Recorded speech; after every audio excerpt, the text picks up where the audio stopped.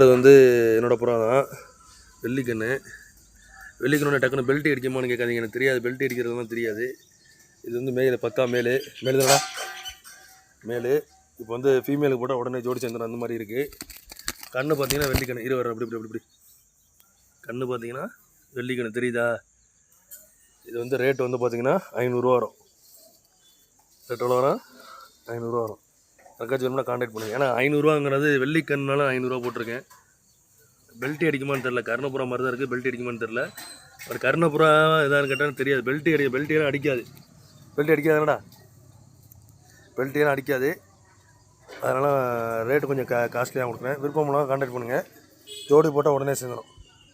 அதுனா வெள்ளிக்கண்ணு சரிங்களா? அதுக்கு உடனே கேட்காதீங்க கர்ணப்புறாவா என்னன்னு கேட்காதீங்க. கர்ணப்புறாவாக இருந்தாலுமே அது பெல்ட் அடிக்காது. ஏன்னா அது கேஜி ப்ரீடிங்லேயே போட்டு வரதுனால பெல்ட் அடிக்காது. அதனால தான் நான் அவ்வளோ காஸ்ட்லியாக சொல்கிறேன். 500 வரும். விருப்பம்லாம் கான்டாக்ட் பண்ணுங்கள். ஓகேவா? ஓகே வரி.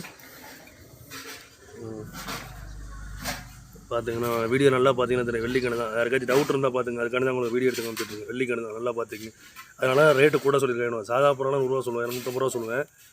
இது வந்து வெள்ளிக்கண்ணால 500 ரூபா சொல்லியிருக்கேன். ஓகேவா? விருப்பமா? ஆனால் அடல்ட்டு மேல் இது. ஓகே.